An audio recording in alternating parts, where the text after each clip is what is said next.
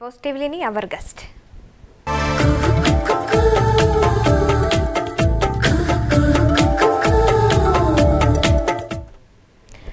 സാങ്കേതിക വിദ്യയുടെ എല്ലാ തലങ്ങളെയും ഉപയോഗപ്പെടുത്തിക്കൊണ്ട് മലയാളത്തിൽ നിന്ന് പുതിയൊരു 3D ചിത്രം കൂടി വരികയാണ് മായാപുരി.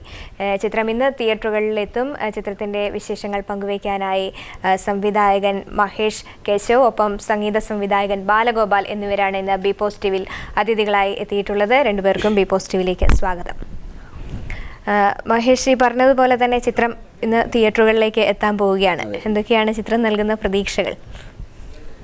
എല്ലാ കുട്ടികൾക്കും വളരെ സന്തോഷത്തോടുകൂടി വളരെ വിഷ്വൽ അവരൊക്കെ ഭയങ്കരമായിട്ട് എൻജോയ് ചെയ്യാൻ പറ്റുന്നൊരു മൂവിയാണ്. ധൈര്യമായിട്ട് എല്ലാ രക്ഷകർത്താക്കൾക്കും അവരുടെ കുട്ടികളെ ധൈര്യമായിട്ട് തിയേറ്ററിൽ കൊണ്ടുപോയി കാണിക്കാൻ പറ്റുന്നൊരു ചിത്രം കൂടിയാണ്.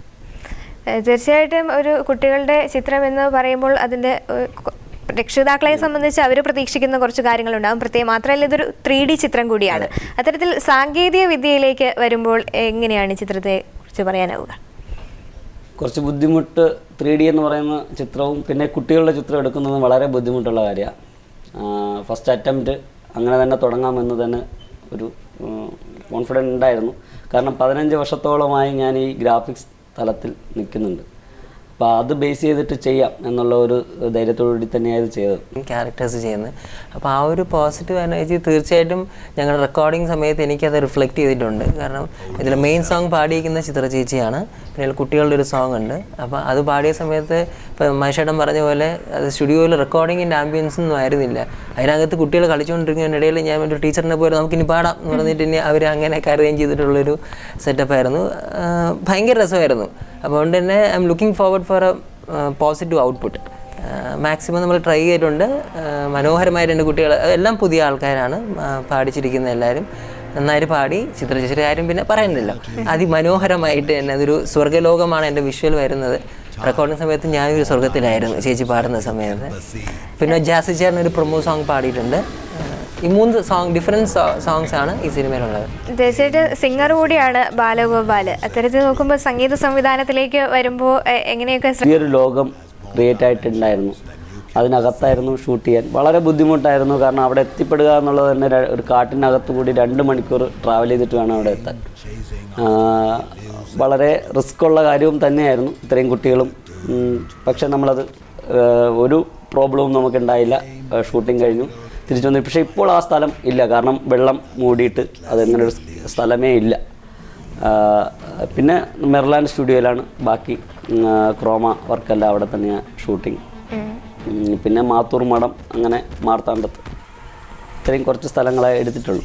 ബാക്കിയെല്ലാം അല്ലേ ഈ പറഞ്ഞതുപോലെ തന്നെ ഇതിൽ കുട്ടികളാണ് കേന്ദ്ര കഥാപാത്രങ്ങളായി എത്തുന്നത് തന്നെ. അപ്പോൾ ഈ കുട്ടികൾ വെച്ച് ഒരു കഥ ചെയ്യാന്ന് പറഞ്ഞാൽ, അവർക്ക് വേണ്ടി ഒരു കഥ എഴുതുക എന്ന് പറഞ്ഞാൽ വലിയ ബുദ്ധിമുട്ടാണ്. കാരണം അവരെ പിടിച്ചിരുത്തണം. പക്ഷേ ഇത്തരത്തിൽ അവരെ വെച്ച് ഷൂട്ട് ചെയ്യുമ്പോൾ എത്രത്തോളം ബുദ്ധിമുട്ടേണ്ടി വന്നിട്ടുണ്ട്? കുട്ടികളെ വെച്ച ശേഷം പിന്നെ നമ്മൾ കേൾക്കുന്ന സംഭവം ഇങ്ങനെയായിരുന്നു.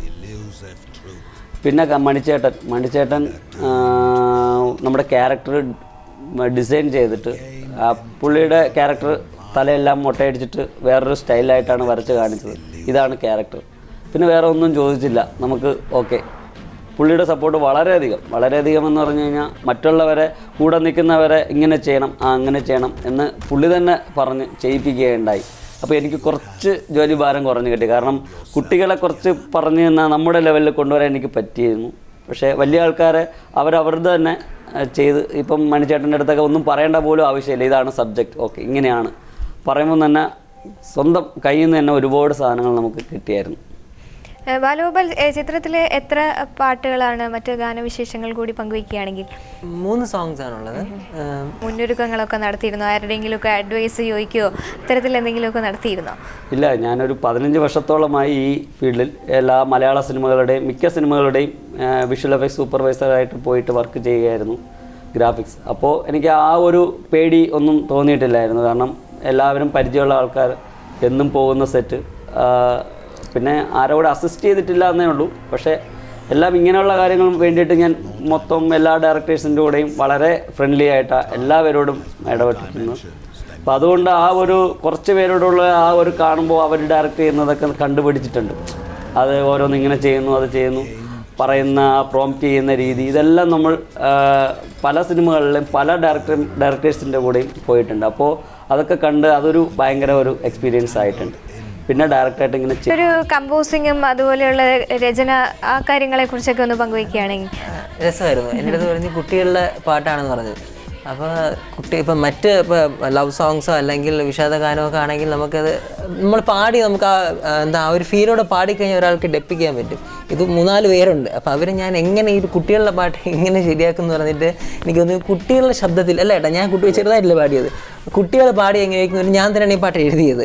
അപ്പം അതിൻ്റെതായ രീതിയിൽ തിത്തിത്താരം, താളം തെറ്റി, സിൽവർ സ്റ്റോം, ആടിപ്പാടാം, പിന്നെ കാർട്ടൂൺ അങ്ങനെയൊക്കെ പറഞ്ഞിട്ട് കുറേ ഡമ്മി എഴുതി കുട്ടികളുടെ ആ ഒരു സ്വരത്തിൽ തന്നെ പാടിയപ്പോഴത്തേക്ക് എന്നെ അന്ന് വൈകിട്ട് എന്നെ വിളിച്ച് പറഞ്ഞു, അത് കേൾപ്പിച്ചു, എല്ലാവർക്കും ഇഷ്ടപ്പെട്ടു, നമുക്കിത് തന്നെ കൺഫേം ചെയ്യാം. മായാപുരി മായാപുരി മായാപുരി ഡും ഡും ഡും താളത്തിൻ മാരിക്കൂടിൻ മായാജാലം കാട്ടുന്നു നിങ്ങളെ മായാപുരി.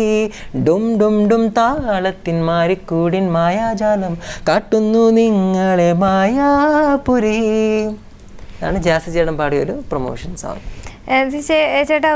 ചേട്ടനിലേക്ക് വരികയാണെങ്കിൽ ഇപ്പോൾ ഇതിലെ കാര്യങ്ങൾ പറയുമ്പോൾ നമ്മുടെ ക്യാമറയുടെ കാര്യം പ്രത്യേകം പറയേണ്ടത്. ഇപ്പോൾ ട്രെയിലറൊക്കെ പഴയതാണെന്ന് തോന്നുന്നു, എന്നാൽ പോലും അതിൽ കാണുമ്പോൾ അതിൻ്റെ ക്യാമറാമാൻ്റെ ഒരു വൈദഗ്ധ്യം പ്രത്യേകം എടുത്തു പറയേണ്ടതുണ്ട്. തീർച്ചയായിട്ടും. എൻ്റെ ഒരു ഫ്രണ്ടാണ് AR ഷാജി എന്ന പേര്. ആദ്യമായി തന്നെയാണ്. അതെ, എൻ്റെ വീടിൻ്റെ അടുത്താണ്. പിന്നെ പണ്ട് മുതലേ അറിയാം. പുള്ളിയും ഒരുപാട് ഫിലിം, അതായത് എനിക്ക് തോന്നുന്നു 200-ഓളം സിനിമകളുടെ അണിയറയിൽ, അതായത് ക്യാമറയായിട്ടല്ല, ക്യാമറ അസിസ്റ്റൻ്റായിട്ടും അങ്ങനെ ഒരു താഴെ ലെവലിൽ നിന്ന്. സിനിമയുടെ വിജയം എന്ന് പറയുമ്പോൾ തീർച്ചയായിട്ടും അതിൻ്റെ തിരക്കഥ കൂടിയാണ്. തീർച്ചയായിട്ടും. ചേട്ടൻ തന്നെയാണോ തിരക്കഥ? നമ്മുടെ രാജു ചേനടന്ന പുള്ളിയാണ് ഇതിൻ്റെ ബാക്കി കഥ എൻ്റെതാ. ബാക്കി സ്ക്രിപ്റ്റും ബാക്കിയെല്ലാം എഴുതിയത്, ഡയലോഗെല്ലാം രാജു ചേനടന്ന പുള്ളിയുടെ ആദ്യത്തെ സംഭവമാണ്. പുള്ളി ഒരു ഡ്രാമ റൈറ്ററാണ്. പക്ഷേ എനിക്ക് വേണ്ടി കുട്ടികളുടെ ഒരു സംഭവം എന്ന് പറഞ്ഞപ്പോൾ അതനുസരിച്ച് കുട്ടിയായിട്ട് നിന്ന് തന്നെ അതിനെനിക്ക് എഴുതി തന്നു. പിന്നെ ബാക്കി ഇത് കുട്ടികളുടെ കാണിക്കുമ്പോൾ അവിടെ തന്നെ ഓരോ ഡയലോഗ് പറയുന്നു, അത് തന്നെ അപ്പോൾ തന്നെ പകർത്തി. അങ്ങനെ തന്നെയാണ് അത് കാണുമ്പോൾ തന്നെ നിങ്ങൾക്ക് മനസ്സിലാവും ആ ഒരു സംഭവം. തീർച്ചയായിട്ടും ഒരു 3D ചിത്രവുമായി, അതായത് താങ്കളുടെ ഒരു ആദ്യ സംരംഭം അത് എങ്ങനെയായിരിക്കുമെന്ന് ഉള്ളൊരു ആശങ്കയൊക്കെ ഉണ്ടാവും. ഇത്രയൊരു വലിയ ബിഗ് ബഡ്ജറ്റിലുള്ള ചിത്രം എടുക്കുമ്പോൾ സാമ്പത്തികമായി വലിയ തരത്തിലുള്ള സപ്പോർട്ടും അത്തരത്തിലുള്ള സഹകരണങ്ങളും ഒക്കെ ആവശ്യമുണ്ട്. ഇതിൻ്റെ പ്രൊഡ്യൂസർ എന്ന് പറയുന്നത് ശശാങ്കൻ, സക്കീർ, രണ്ടുപേരുമാണ്. ചേട്ടാ, നമുക്ക് അനുവദിച്ച സമയം ഏതാണ്ട് തീരുകയാണ്. അവസാനമായി പ്രേക്ഷകരോട് ചിത്രം തിയേറ്ററുകളിലേക്ക് എത്താൻ പോകുന്നത് എന്താണ് പറയാനുള്ളത്? എല്ലാ രക്ഷകർത്താക്കൾക്കും ഒരു ഉറപ്പ് തരുന്നു, സ്വന്തം കുട്ടികളെ ധൈര്യമായിട്ട് ഈ ചിത്രം കാണിക്കാം. ആരും ഒരു സംശയമോ ഒന്നും ചോദിക്കത്തില്ല, അവരെ എൻജോയ് ചെയ്യും. നിങ്ങൾക്ക് കുട്ടികൾക്ക് കൊടുക്കാൻ പറ്റുന്ന ഏറ്റവും വലിയ ഈ പുതുവർഷ സമ്മാനമായിരിക്കും. തീർച്ചയായിട്ടും ഒരുപാട് ബിഗിനേഴ്സിൻ്റെ ഒരു ഹാർഡ് വർക്കാണ് ഫിലിമിൽ. പറഞ്ഞാൽ കുറച്ച് നാളെടുത്ത് അത്രയും ഹെവി ആയിട്ട് ചെയ്തിട്ടുള്ളൊരു വർക്കാണ്. അപ്പം ആസ് എ മ്യൂസിക് ഡയറക്ടർ എൻ്റെ മാക്സിമം ഞാൻ ചെയ്തിട്ടുണ്ട്. എന്നെയും ഇതേപോലെ ഈ ഹോൾ ക്രൂ എല്ലാവരും പ്രോത്സാഹിപ്പിക്കണം, പ്രാർത്ഥിക്കണം എന്ന് പറയുന്നുണ്ട്. Thank you. തീർച്ചയായിട്ടും മായാപുരി എന്ന ചിത്രം ഇന്ന് തിയേറ്ററുകളിലെത്തും. ഏതായാലും കൗതുകത്തിൻ്റെ ആ ലോകം കാണണമെങ്കിൽ തിയേറ്ററിൽ പോയി തന്നെ ഈ ചിത്രം എല്ലാവരും കാണാൻ ശ്രമിക്കുക. രണ്ടുപേർക്കും ബി പോസ്റ്റിൽ വന്ന് ഇത്രയധികം വിശേഷങ്ങൾ പങ്കുവച്ചതിന് വളരെയധികം നന്ദി. ഒപ്പം എല്ലാവിധ ആശംസകളും.